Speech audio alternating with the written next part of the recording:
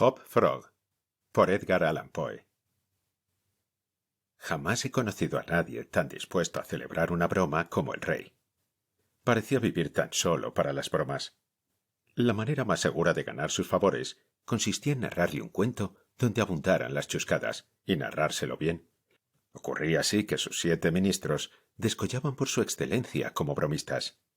Todos ellos se parecían al rey por ser corpulentos, robustos y sudorosos, así como bromistas inimitables. Nunca he podido determinar si la gente engorda cuando se dedica a hacer bromas o si hay algo en la grasa que predispone a las chanzas. Pero la verdad es que un bromista flaco resulta una rara avis in terris.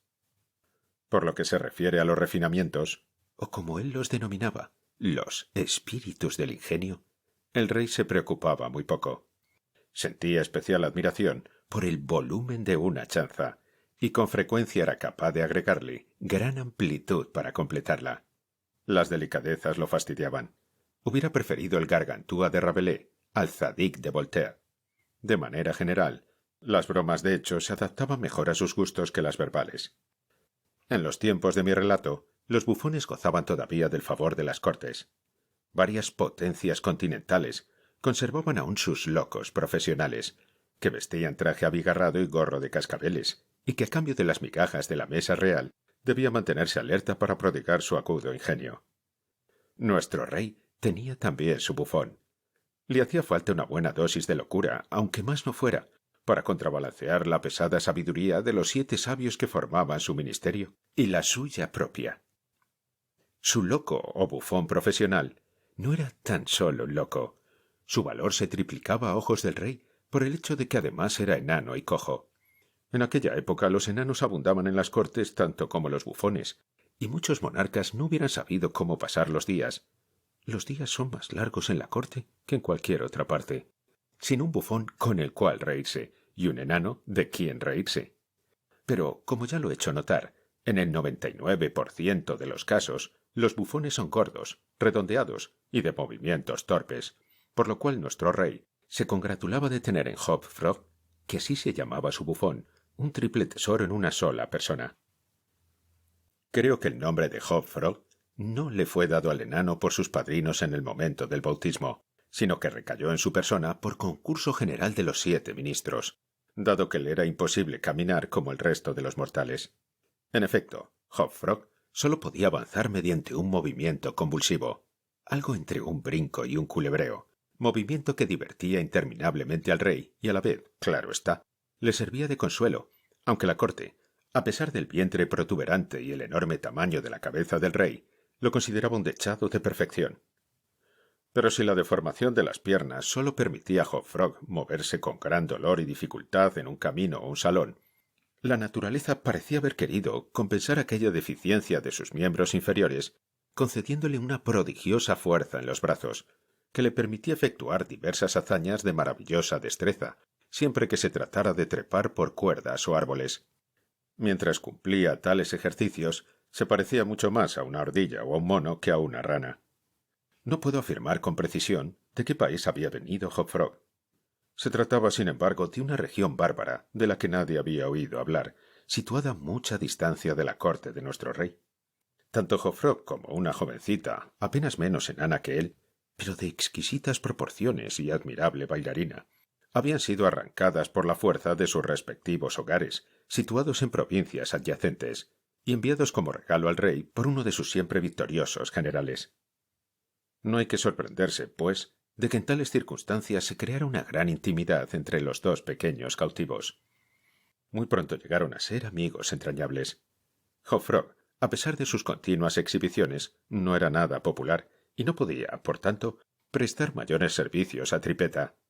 Pero ésta, con su gracia y exquisita belleza, pese a ser una enana, era admirada y mimada por todos, lo cual le daba mucha influencia y le permitía ejercerla en favor de Hop Frog, cosa que jamás dejaba de hacer. En ocasión de una gran solemnidad oficial, no recuerdo cuál, el rey resolvió celebrar un baile de máscaras. Ahora bien, toda vez que en la corte se trataba de mascaradas o fiestas semejantes, se acudía sin falta a Hop Frog y a Tripetta, para que desplegaran sus habilidades. Hop Frog, sobre todo, Tenía tanta inventiva para montar espectáculos, sugerir nuevos personajes y preparar máscaras para los bailes de disfraz, que se hubiera dicho que nada podía hacerse sin su asistencia. Llegó la noche de la gran fiesta. Bajo la dirección de Tripetta, habían preparado un resplandeciente salón, ornándolo con todo aquello que pudiera agregar eclat a una mascarada. La corte acudía con la fiebre de la expectativa. Por lo que respecta a los trajes y los personajes a representar, es de imaginarse que cada uno se había aprontado convenientemente. Lo sabía que desde semanas antes preparaban sus roles, y nadie mostraba la menor señal de indecisión, salvo el rey y sus 7 ministros. Me es imposible explicar por qué precisamente ellos vacilaban, salvo que lo hicieran con ánimo de broma. Lo más probable es que, dada su gordura, le resultara difícil decidirse. A todo esto el tiempo transcurría. Entonces, como postrer recurso, mandaron llamar a Tripetta y a Joffrog. Cuando los 2 pequeños amigos obedecieron al llamado del rey, lo encontraron bebiendo vino con los 7 miembros de su consejo. El monarca, sin embargo, parecía de muy mal humor. No ignoraba que a Joffrog le desagradaba el vino, pues producía en el pobre lisiado una especie de locura, y la locura no es una sensación agradable. Pero el rey amaba sus bromas, y le pareció divertido obligar a Joffrog a beber, y, como él decía, a estar alegre. «Ven aquí, Joffrog», mandó, cuando el bufón y su amiga entraron en la sala. «Bébete esta copa a la salud de tus amigos ausentes». Joffrog suspiró. «Y veamos si eres capaz de inventar algo. Necesitamos personajes. Personajes, ¿entiendes? Algo fuera de lo común, algo raro. Estamos cansados de hacer siempre lo mismo. Ven, bebe. El vino te avivará el ingenio». Como de costumbre, Joffrog trató de contestar con una chanza a las palabras del rey, pero sus esfuerzos fueron inútiles. Sucedió que aquel día era el cumpleaños del pobre enano, y la orden de beber a la salud de sus amigos ausentes hizo acudir las lágrimas a sus ojos. Grandes y amargas gotas cayeron en la copa mientras la tomaba, humildemente, a manos del tirano. «¡Ja, ja, ja!», rió éste con todas sus fuerzas. «Ved lo que puede un vaso de buen vino, si ya le brillan los ojos». Pobre infeliz, sus grandes ojos fulguraban en vez de brillar, pues el efecto del vino en su excitable cerebro era tan potente como instantáneo. Dejando la copa en la mesa con un movimiento nervioso, Joffrog contempló a sus amos con una mirada casi insana. Todos ellos parecían divertirse muchísimo con la broma del rey. «Y ahora ocupémonos de cosas serias», dijo el primer ministro, que era un hombre muy gordo. «Sí», aprobó el rey. «Ven aquí, Joffrog, y ayúdanos. Personajes, querido muchacho, personajes es lo que necesitamos. ¡Ja, ja, ja!». Y como sus palabras pretendían ser una nueva chanza, los 7 las celebraron a coro. También rió Joffrog, aunque débilmente y como si estuviera distraído. «Vamos, vamos», dijo impaciente el rey. «¿No tienes nada que sugerirnos?» «Estoy tratando de pensar algo nuevo», repuso vagamente el enano, a quien el vino había confundido por completo.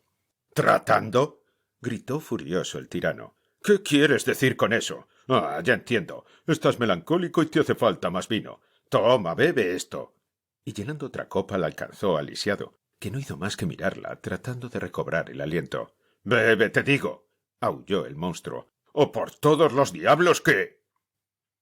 El enano vaciló, mientras el rey se ponía púrpura de rabia. Los cortesanos sonreían bobamente.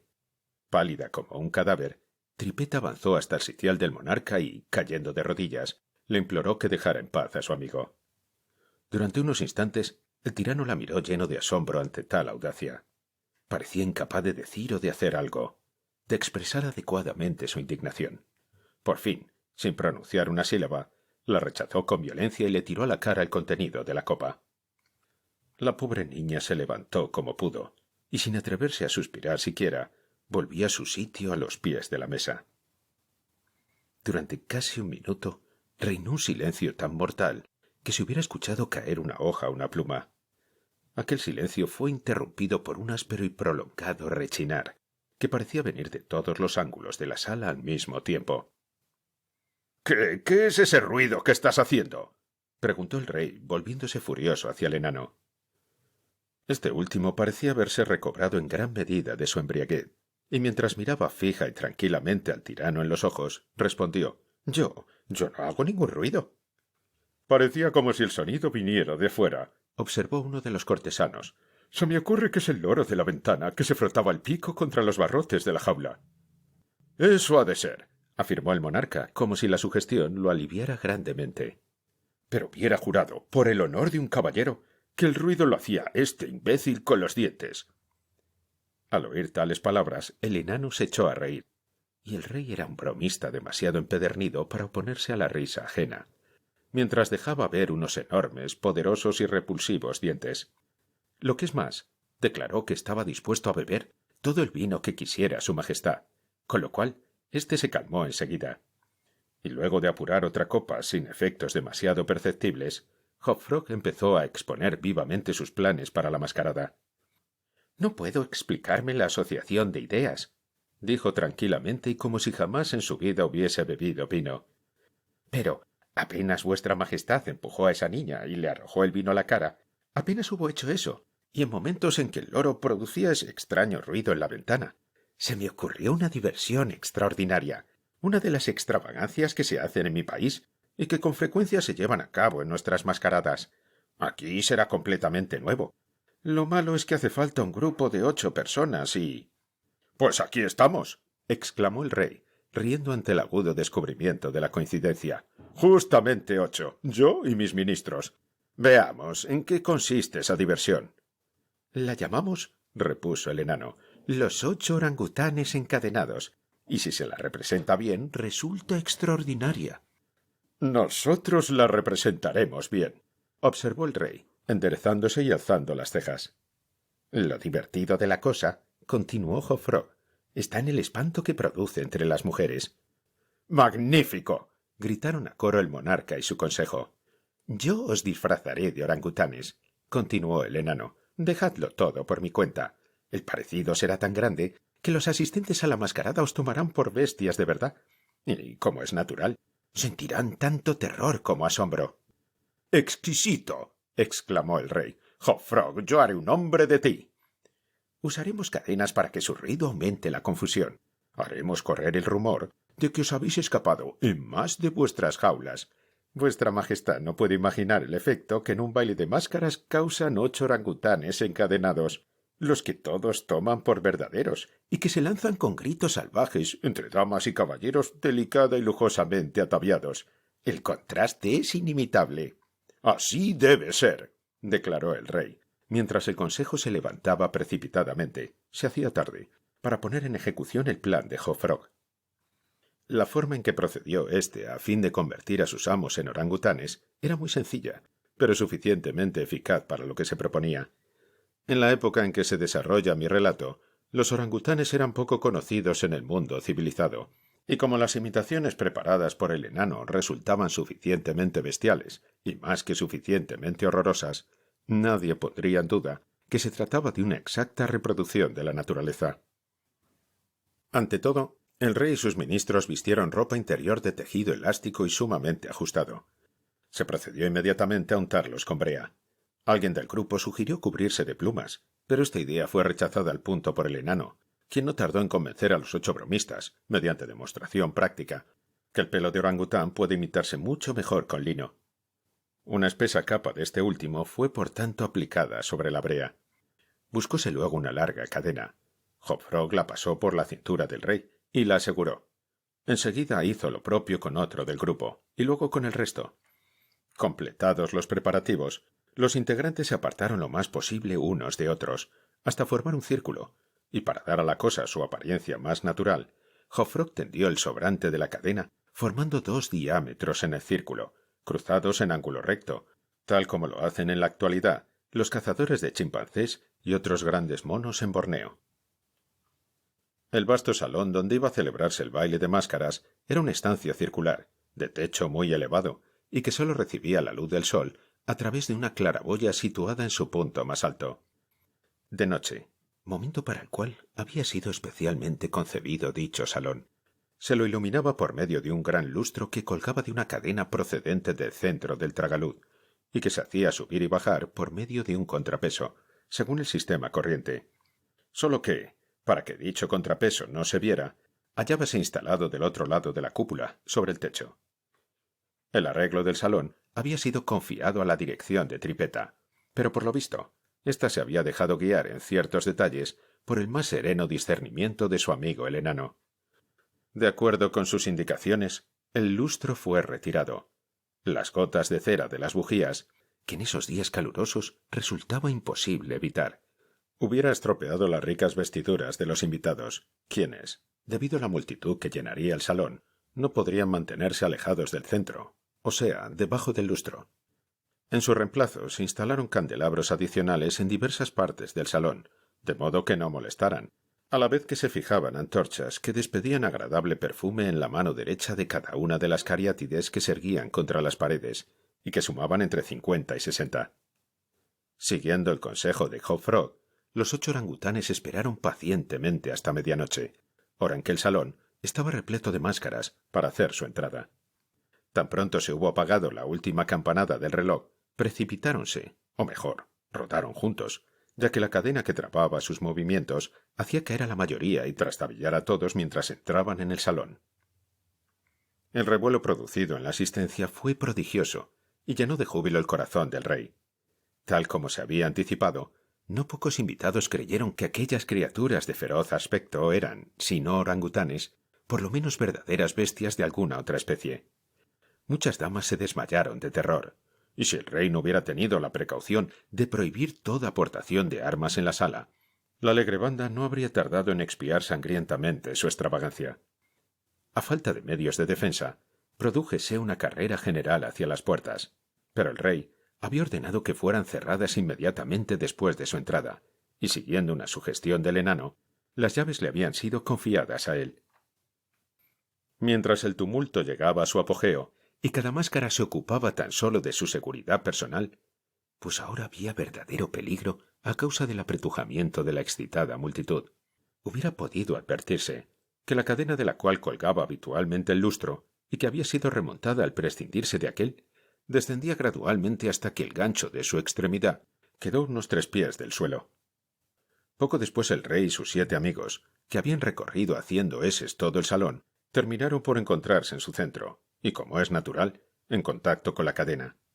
Mientras se hallaban allí, el enano, que no se apartaba de ellos y los incitaba a continuar la broma, se apoderó de la cadena de los orangutanes en el punto de intersección de los 2 diámetros que cruzaban el círculo en ángulo recto. Con la rapidez del rayo, insertó allí el gancho del cual colgaba antes el lustro. En un instante, y por obra de una intervención desconocida, la cadena del lustro subió lo bastante para dejar el gancho fuera del alcance de toda mano, y como consecuencia inevitable, arrastró a los orangutanes unos contra otros y cara a cara. A esta altura, los invitados iban recobrándose en parte de su alarma y comenzaron a considerar todo aquello como una estupenda broma, por lo cual estallaron risas estentóreas al ver la desgarbada situación en que se encontraban los monos. «¡Dejádmelos a mí!», gritó entonces Hop Frog, cuya voz penetrante se hacía escuchar fácilmente en medio del estrépito. «¡Dejádmelos a mí! Me parece que los conozco. Si solamente pudiera mirarlos más de cerca, pronto podría deciros quiénes son». Trepando por sobre las cabezas de la multitud, consiguió llegar hasta la pared, donde se apoderó de una de las antorchas que empuñaban las cariátides. En un instante estuvo de vuelta en el centro del salón, y saltando con agilidad de simio sobre la cabeza del rey, encaramóse unos cuantos pies por la cadena, mientras bajaba la antorcha para examinar el grupo de orangutanes y gritaba una vez más: «¡Pronto podré deciros quiénes son!». Y entonces, mientras todos los presentes, incluidos los monos, se retorcían de risa, el bufón lanzó un agudo silbido. Instantáneamente, la cadena remontó con violencia a una altura de 30 pies, arrastrando consigo a los aterrados orangutanes, que luchaban por soltarse, y los dejó suspendidos en el aire, a media altura entre la claraboya y el suelo. Aferrado a la cadena, Hop Frog seguía en la misma posición, por encima de los 8 disfrazados, y como si nada hubiese ocurrido, continuaba acercando su antorcha, fingiendo averiguar de quiénes se trataba. Tan estupefacta quedó la asamblea ante esta ascensión, que se produjo un profundo silencio. Duraba ya un minuto, cuando fue roto por un áspero y profundo rechinar, semejante al que había llamado la atención del rey y sus consejeros después que aquél hubo arrojado el vino a la cara de Tripetta. Pero en esta ocasión, no cabía dudar de dónde procedía el sonido. Venía de los dientes del enano, semejantes a colmillos de fiera. Rechinaban, mientras de su boca brotaba la espuma, y sus ojos, como los de un loco furioso, se clavaban en los rostros del rey y sus 7 compañeros. «¡Ah, ya veo!» gritó por fin el enfurecido bufón. «¡Ya veo quiénes son!» Y entonces, fingiendo mirar más de cerca al rey, aplicó la antorcha a la capa de lino que lo envolvía y que instantáneamente se llenó de lívidas llamaradas. En menos de medio minuto, los 8 orangutanes ardían horriblemente entre los alaridos de la multitud, que los miraba desde abajo, aterrada, y que nada podía hacer para prestarles ayuda. Por fin, creciendo en su violencia, las llamas obligaron al bufón a encaramarse por la cadena para escapar a su alcance. Al ver sus movimientos, la multitud volvió a guardar silencio. El enano aprovechó la oportunidad para hablar una vez más. «Ahora veo claramente quiénes son esos hombres», dijo. «Son un gran rey y sus 7 consejeros privados. Un rey que no tiene escrúpulos en golpear a una niña indefensa, y sus 7 consejeros que consienten ese ultraje. En cuanto a mí, no soy nada más que Hopfrog, el bufón, y esta es mi última bufonada».